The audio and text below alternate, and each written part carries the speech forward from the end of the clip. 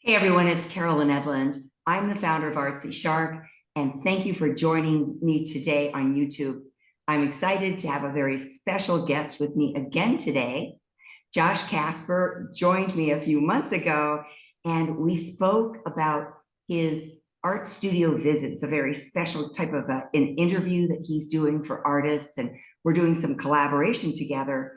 And one of the things that we've been discussing is when you get that publicity, when you get promoted, how are you going to handle it? And we've got some great ideas for you today. But first, Josh, welcome. I have a question for you as a collector in New York, as an art fanatic, as somebody who just loves art and everything about it. I Yeah, want you to share with the artists in the audience, why do you collect? What do collectors care about? Tell us about that experience and what it is that you need from artists. absolutely. As a collector and art fanatic, as you say, I love it. It's really important that we understand more about the artist. And it's really about having that relationship. I think a lot of times when people are operating in the business world or in their personal lives, when we choose who our friends are and who we want to do business with, it's about that personal connection and understanding more in the case of art than what's simply on the canvas. And as a collector, I love it. And this is why I encourage artists to go to art fairs. Whenever there's an artist either at the gallery or at the fair, you're able to build that personal connection. And it helps facilitate the buying of art. Because when you're looking to purchase a piece of art, it's much more than simply the art itself that you're buying and what's pushing you to make that buy decision. And when we think about the global economy that we're in, artists are located everywhere. I have pieces in my apartment that are from around the world, artists that I will never, ever, ever meet in person. So, what's the next best thing, Carol? What it comes down to is the virtual studio visit, because in those studio visits, we create an environment where you actually can connect with the artist and learn about them the same way you would in a face-to-face interaction. Right. So it's like stepping right into their studio, like having that conversation with them that's casual, that's personal, learning more about them, getting that inside peek at, the creative process or where they're making it. I Exactly. think the story is as important as the art in many instances. Sure, there are people who just buy a piece of art without knowing anything about the artist, but it's always so much more valuable. It's so much more of a fuller experience, I think, when you can tell the story, or when you say, I know the artist, or I've met them, or when the artist has some kind of personal interaction with you. This is huge.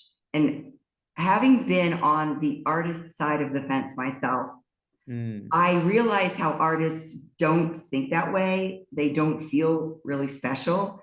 Whereas the truth is, you're very special and people want to know you. They want to know about you. And so it's not really capitalizing on that, although in a way it is, but Mm. it is giving people what they want, which is that, like you said, that relationship, that personal interaction. I also think is what's very important is that many people will not make a purchase until they feel that they are at the point in the relationship where they're ready to do so. And I'm sure That's you've had correct. that experience. And art is not a necessity. The economy is not in the best position right now. There's a lot of inflation, there's a lot of layoffs. So, the art market, I was at the Art Expo New York this past week, and I was asking artists, how's the show going? Now, it's very rare an artist is going to tell you that they're not selling, right? Because you always want to be selling, you always want to portray that you're selling. But there were a lot of artists that said to me, I've only sold prints. And that I think speaks to a little bit of what's going on in the world. So as an artist, what do you do to combat that? How do you kind of get out there, get front and center? So there's two things, right? With the studio visit, you're learning the personality of the artist. You're in their natural habitat. The studio is the natural habitat. There are so many artists that I talk to and interview, and they say, Josh, let me clean up my studio. No, don't clean it up. Leave it as it is. Like, that's what we want to see. We want to see the crazy madhouse. We want to see the environment in which you operate. And that's a really cool thing, by the way, being able to go to the studios. In many instances, I do these in person. I'm now doing more of them virtually because I could break the geographical boundary. But there's two things. It's the artist personality. You're learning about that story. You know, what is it that has happened in your life that has led you to create some of the art that you're creating? I mean, if you look behind me, this is a piece of more modern contemporary type of art. There's not a lot of meaning behind it, but there's other artists that have a lot of meaning poured into their work. And a lot of that meaning comes from things that have happened over the course of their life. And artists deserve to tell their stories, and collectors want to know their stories. Second thing, let's say it's a piece like what's behind me, and it's really more of a technique thing.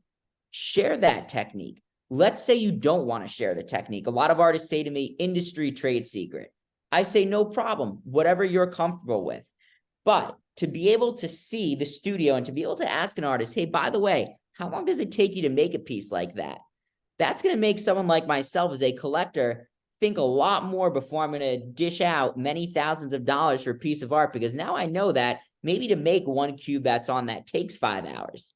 And that's going to make me think differently. And when an artist sees when a collector sees the studio, it gives us a different perspective, because now we think, wow, like this person's supporting a studio. They're using a lot of these heavy duty type of materials. There was an artist that I interviewed that spent $35,000 on a laser. That's going to make me feel much more comfortable about spending money on his artwork, because I know that he's investing that much money in the studio. The beauty is you get both in one in the studio visit, but the key is you have to know what to do with the studio visit when it's over. Exactly. I think that's such a great point.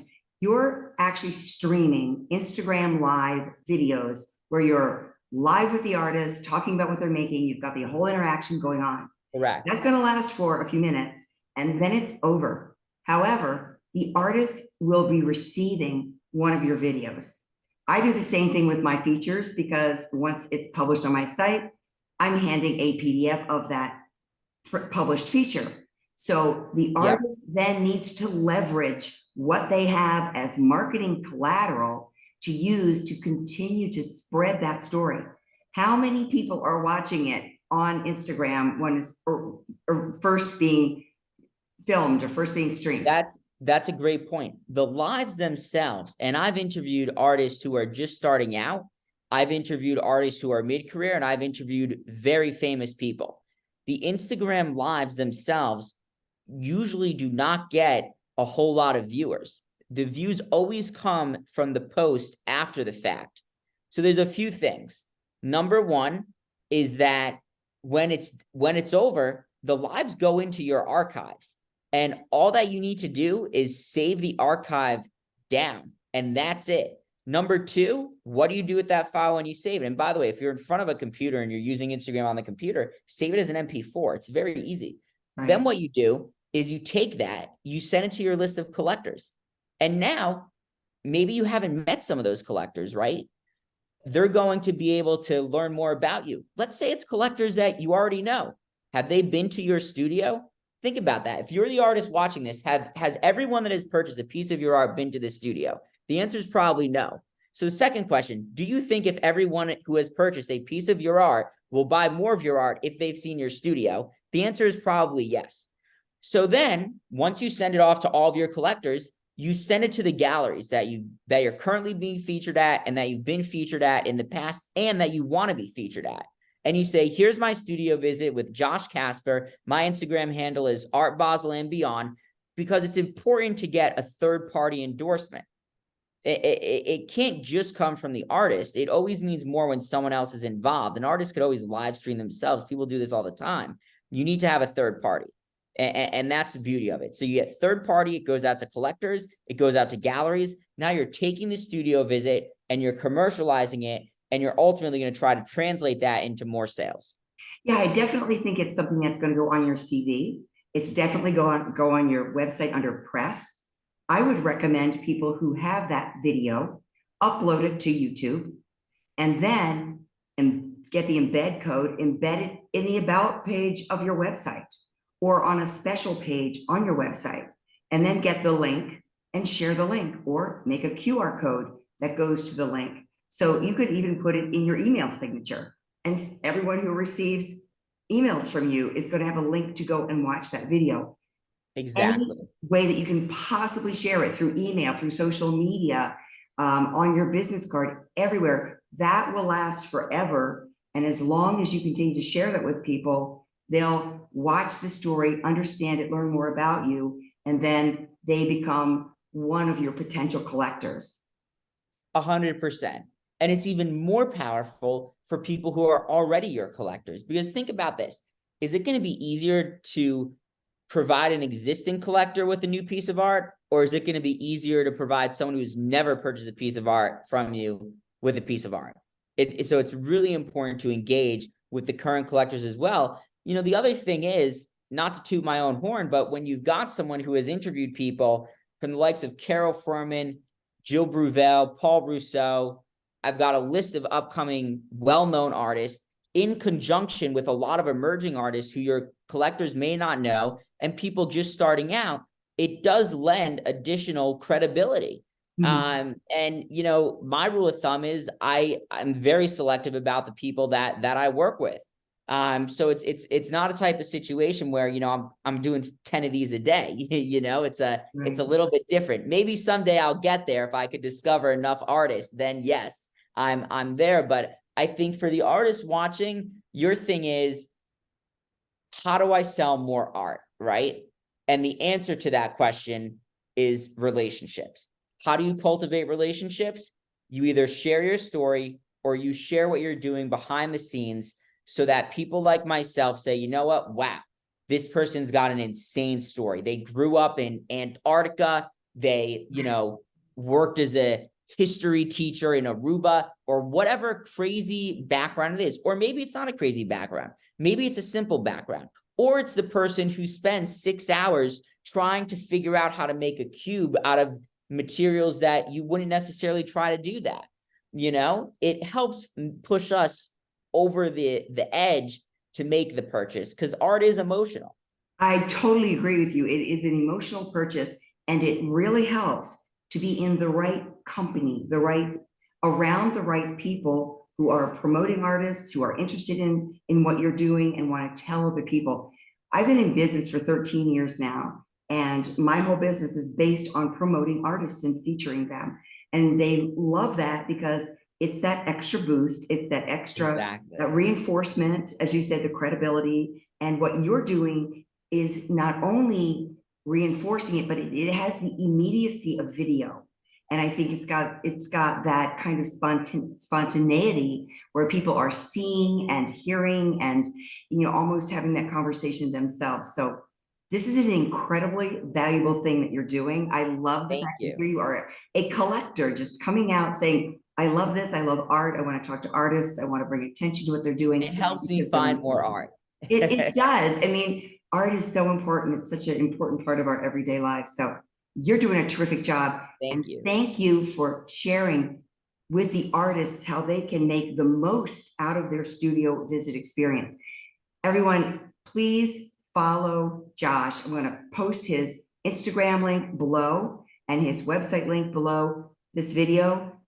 Follow him, check it out, see what he's doing, watch some of his studio visits, see what you think, and let's find out what's coming up, because you are really getting big, and you know, this is a big up and coming thing. So it's very exciting to work with you, you know, while things are just starting to emerge for you. Thank you very much. I really appreciate it. So, all right. I think the next thing we need to do is check into some of your upcoming studio visits. I'm going to be posting them and sharing them. Everybody watch my feed as well. We'll share that. Maybe I'll bring you back on and we'll see how things went and find out how people are sharing their own studio visits with their collectors and drawing more eyes to their art. Sounds good. Thank you so much for having me. Thanks, Josh. Take care. Bye-bye.